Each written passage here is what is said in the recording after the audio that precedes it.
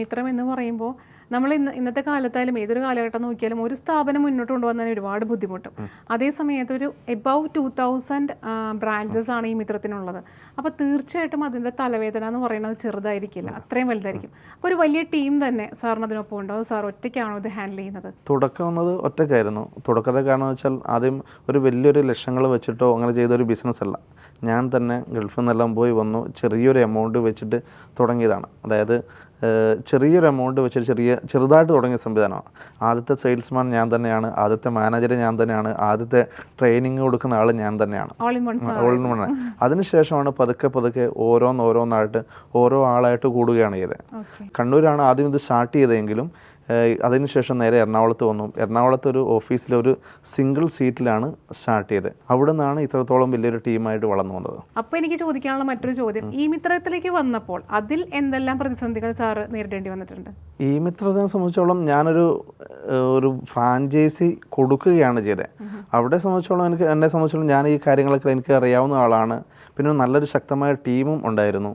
പിന്നെ അവിടെ വന്നൊരു ബുദ്ധിമുട്ടെന്ന് വെച്ചാൽ ആ കൊറോണ സമയത്താണ്. ശരിക്കും ആ കൊറോണ സമയത്ത് ഞങ്ങൾ തീരുമാനിച്ചാണ് ഇതെല്ലാം നിർത്താം എന്നുള്ള കണ്ടീഷൻ ഞങ്ങൾ ടീം തീരുമാനിച്ചതാണ്. ഞങ്ങളുടെ ടീം അടക്കം തീരുമാനിച്ചു. പക്ഷെ അന്നൊരു മനസ്സിലൊരു തോന്നൽ തോന്നി, ഇത് നിർത്തുന്നില്ല, ഏതായാലും ഇവിടെ നിന്ന് തുടങ്ങാമെന്നുള്ള എല്ലാ നമ്മൾ നേരിട്ട് 1 to 1 ആയി ചെയ്തുകൊണ്ടിരിക്കുന്ന സംഭവങ്ങളെല്ലാം ഓൺലൈനോട്ട് മാറ്റി. പിന്നെ ഇത് എസൻഷ്യൽ സർവീസ് ആയതുകൊണ്ട് തന്നെ ഈ ഓൺലൈൻ ജനസേവന കേന്ദ്രങ്ങൾ തുറന്നു പ്രവർത്തിക്കാമായിരുന്നു.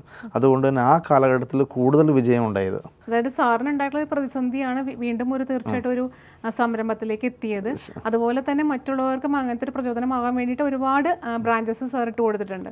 അപ്പോൾ സാർ നേരത്തെ പറഞ്ഞൊരു 35,000 ഉണ്ടെന്നുണ്ടെങ്കിൽ പിന്നെ ഒരു കമ്പ്യൂട്ടറും ഒരു ചെറിയൊരു റൂമും നമുക്ക് സെറ്റാക്കിയിട്ട് നമുക്ക് ഈ ഒരു സ്ഥാപനം തുടങ്ങാൻ സാധിക്കുമെന്ന്. അപ്പോൾ ഇപ്പോൾ പ്രവാസ ലോകം കഴിഞ്ഞു വരുന്ന ഒരുപാട് ആൾക്കാരുണ്ട്. അപ്പോൾ അവർക്കും ഇത് വളരെ യൂസ്ഫുൾ ആയിരിക്കുള്ളൂ ഈ മിത്രം സ്റ്റാർട്ട് ചെയ്യാനായിട്ട്. പക്ഷേ ഇതിനെന്തെങ്കിലും ഒരു ഏജ് കാറ്റഗറി ഉണ്ടോ? ഇപ്പോൾ ഈ ഒരു പ്രായത്തിലുള്ളവർക്ക് സ്റ്റാർട്ട് ചെയ്യാൻ പറ്റുന്ന ഒരു കാറ്റഗറി അങ്ങനെ എന്തെങ്കിലും ഉണ്ടോ? അങ്ങനെ ഒന്നുമില്ല, ഒരു കാറ്റഗറി ഇല്ല. കാരണം ഞങ്ങൾക്ക് ഡോക്യുമെൻ്റായി വേണ്ടത് ആകെ ആധാർ കാർഡും പാൻ കാർഡുമാണ് അവരെ വേണ്ടു. പിന്നെ അവരെ സംബന്ധിച്ചുള്ള സർവീസ് മെൻറ്റാലിറ്റി ഉണ്ടാകണം. പിന്നെ അതേപോലെ തന്നെ ഒരു ജോലി ചെയ്യാനുള്ള ഒരു തോന്നലും വേണം. അല്ലാതെ വെറുതെ ഒരു രീതിയിൽ പോരാ, മടി പിടിച്ചാൽ ഒരു സർവീസ് മെൻറ്റാലിറ്റി ഉള്ള ഏതൊരാൾക്കും ചെയ്യാൻ പറ്റുന്നതാണ്. കാരണം അതിൻ്റെ വാല്യൂ എന്ന് പറയുകയാണെങ്കിൽ ഒരു നാട്ടിൽ തന്നെ പെൻഷൻ ഇല്ലാത്തവർ പെൻഷനായി കൊടുക്കാം, പാസ്പോർട്ട് ഇല്ലാത്തവർക്ക് പാസ്പോർട്ടായി കൊടുക്കാം. അങ്ങനെ ഒരാൾ ജനന സർട്ടിഫിക്കറ്റ് മരണ സർട്ടിഫിക്കറ്റ് വരെ ഓൺലൈനാണ് ചെയ്യുന്നത്. ഇത്രയും സംവിധാനങ്ങൾ ചെയ്തു കൊടുത്ത് ഒരു മാന്യമായ വരുമാനം ഉണ്ടാക്കാൻ പറ്റുന്ന ഒരു അവസരമാണ്.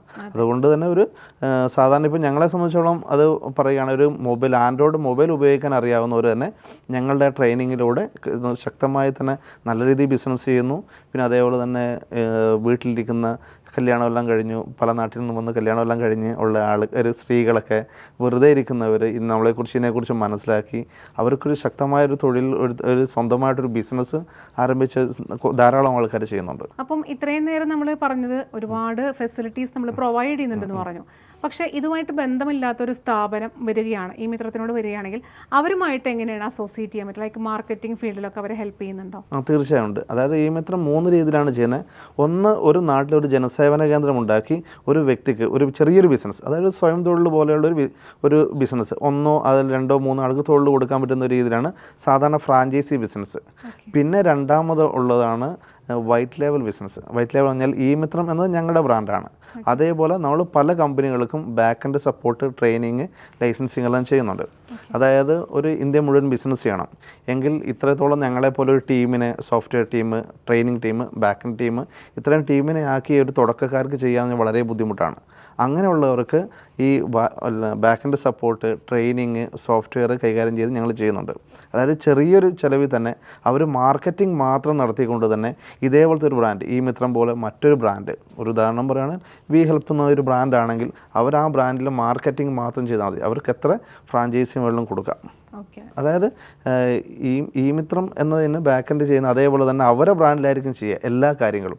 അവർക്ക് വേണ്ട സപ്പോർട്ട് അവരുടെ കമ്പനിയുടെ പേരിലായിരിക്കും ചെയ്യുക. എന്താണ് അവരുണ്ടാക്കുന്ന ബ്രാൻഡ് ആ പേരിലായിരിക്കും ചെയ്യുക.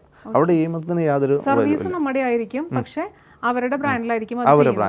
വൈറ്റ് ലേബൽ അത് അവർക്ക് ഇഷ്ടമുള്ള ഫ്രാഞ്ചൈസി ചാർജ് വാങ്ങാം. അവർക്ക് ഇന്ത്യ മുഴുവൻ എവിടെയും ചെയ്യാം. ഓക്കെ. പിന്നെ മറ്റൊന്നെന്ന് പറഞ്ഞാൽ മറ്റ് കമ്പനിയുടെ സർവീസ്, തേർഡ് പാർട്ടി സർവീസുകൾ.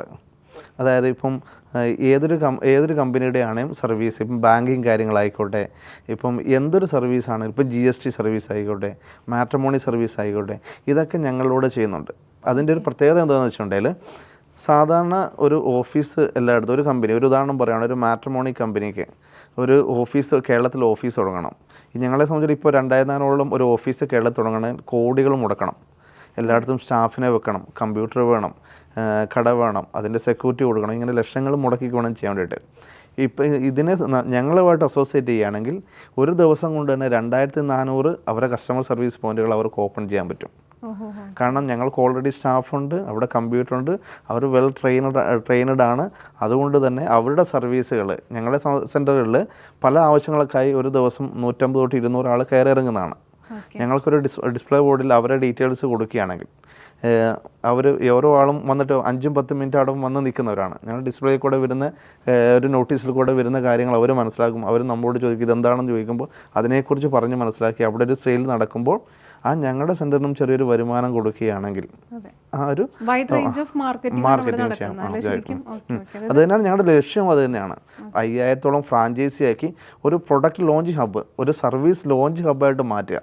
ഏതൊരാൾക്കും അവരുടെ സർവീസുകൾ അവരുടെ കസ്റ്റമർ സർവീസ് പോയിന്റ് ആയിട്ട് ഞങ്ങളുടെ സ്ഥാപനങ്ങൾ വഴി നടത്തി കൊടുക്കാൻ പറ്റുന്ന ഒരു രീതി. നമ്മുടെ ഈ മിത്രം എന്ന് പറഞ്ഞ ജനസേവന കേന്ദ്രം അല്ലെങ്കിൽ ജനസേവന കാര്യങ്ങൾ മാത്രമല്ല നമുക്ക് പ്രൊവൈഡ് ചെയ്യാൻ പറ്റുന്നത്. ഒരുപാട് കമ്പനികൾ വരികയാണെങ്കിൽ അവരുടെ അസോസിയേറ്റ് ചെയ്ത് അവരുടെ മാർക്കറ്റിംഗ് ആയിട്ടുള്ള എല്ലാ കാര്യങ്ങളും നമുക്ക് ചെയ്തു കൊടുക്കാനായിട്ട് സാധിക്കും. അതായത് നമ്മുടെ സ്ഥാപനത്തിൽ വരികയാണെങ്കിൽ എല്ലാ സേവനങ്ങളും ഞങ്ങളുടെ സെൻറ്റർ വഴി നടത്താൻ പറ്റും. ഇനി സാറിനോട് മറ്റൊന്ന് ചോദിക്കാനുള്ള, എന്താണ് ഇതിന്റെ എക്സ്പാൻഷൻസ് അല്ലെങ്കിൽ അതർ ഫെസിലിറ്റീസ് എന്തൊക്കെയാണ് പ്രൊവൈഡ് ചെയ്യാനായിട്ട് ഉദ്ദേശിക്കുന്നത്? ഈ മിത്രത്തെ സംബന്ധിച്ചോളം 2026 ആകുമ്പോഴത്തേനും 5000-ഓളം ഫ്രാഞ്ചൈസി കേരളത്തിലുണ്ടാക്കി ഒരു പ്രൊഡക്റ്റ് ലോഞ്ച് ഹബ്ബ് അല്ലെങ്കിൽ സർവീസ് ലോഞ്ച് ഹബ്ബാക്കി മാറ്റുക എന്നാണ് ഈ മിത്രത്തിൻ്റെ ഉദ്ദേശം. അപ്പം ഇപ്പം നമ്മുടെ കേരളത്തിൽ ജനസേവന ഈ മിത്രം കേന്ദ്രങ്ങളുണ്ട്. ഇനി അത് പുറത്തേക്ക് ഇപ്പോൾ ഓൾറെഡി ഉണ്ടോ, അതിന് വ്യാപിപ്പിക്കാൻ താല്പര്യമുണ്ടോ? ഈ മിത്രം ഇപ്പോൾ തമിഴ്നാട്ടിൽ ഓൾറെഡി സ്റ്റാർട്ട് ചെയ്ത് കഴിഞ്ഞു. അവിടെ ഫ്രാഞ്ചൈസി തുടങ്ങിക്കഴിഞ്ഞു. ഇനി അതേപോലെ തന്നെ ഇപ്പോൾ കർണാടകത്തിൽ ഒരു ടീം ബിൽഡ് ചെയ്തുകൊണ്ടിരിക്കുന്നു. അടുത്ത് തന്നെ കർണാടകത്തിലും ഉണ്ടാവും. ഈ മിത്രത്തിൽ സ്റ്റാർട്ട് ചെയ്തപ്പം ഒരു ചെറിയൊരു എമൗണ്ട് ആണ് സാർ ഇട്ടിരുന്നതെന്ന് പറഞ്ഞിട്ടുണ്ടായിരുന്നു. അപ്പോൾ ഇതുപോലെ തന്നെ മറ്റൊരു സംരംഭകനെ സ്റ്റാർട്ട് ചെയ്യാനായാലും ആ ഒരു ചെറിയ എമൗണ്ട് തന്നെ മതിയായിരിക്കും. പക്ഷെ സാറ് തുടങ്ങിയ പോലെ അല്ലെങ്കിൽ സാറിപ്പം സ്റ്റാർട്ട് ചെയ്തിപ്പോൾ ഇവിടെ വരെ എത്തി നിൽക്കുന്നുണ്ട്, അതുപോലെ തന്നെ മറ്റുള്ളവർക്കും എത്താൻ സാധിക്കുന്നത് അല്ലെങ്കിൽ എത്തിയിട്ടുണ്ടോ? അങ്ങനെയുള്ള സംരംഭകരിലേക്ക് എത്തിയിട്ടുണ്ടോ? തീർച്ചയായിട്ടും അത് എത്താൻ പറ്റും. അതൊരു ബിസിനസ് എന്ന് പറഞ്ഞാൽ നമ്മൾ ആ ചെയ്യുന്ന രീതിയിലാണ്. ഇപ്പം ഞങ്ങളെ സംബന്ധിച്ചോളം ഇപ്പം ഈ വൈറ്റ് ലേബർ എന്ന സിസ്റ്റത്തിൽ കൂടെ ചെയ്യുകയാണെങ്കിൽ ഒരിക്കലും നഷ്ടസാധ്യത വരില്ല. കാരണം അല്ലാതെ ഇപ്പം ഞങ്ങളിപ്പം ഇപ്പം ഞങ്ങളെപ്പോലെ തന്നെ ഒരു ടീം ആദ്യം തന്നെ തുടക്കത്തിൽ ഉണ്ടാക്കി ചെയ്യുമ്പോഴാണ് ഇതേപോലെ പരാജയം വരുന്നത്. ഓക്കെ, കാരണം ഇത്രത്തോളം ഈ തുടക്കത്തിൽ ഇത്രത്തോളം ഫ്രാഞ്ചൈസി ഒന്നും വരില്ല, ചെറിയ ഫ്രാഞ്ചൈസി വന്നിട്ടുള്ളൂ. അന്നേരം ഈ ഇത്രയും വലിയ ടീമിനെ മെയിൻറ്റെയിൻ ചെയ്യാൻ പറ്റില്ല. അതുകൊണ്ടാണ് പല കമ്പനികളും വന്ന് നിർത്തി പോകുന്നത്.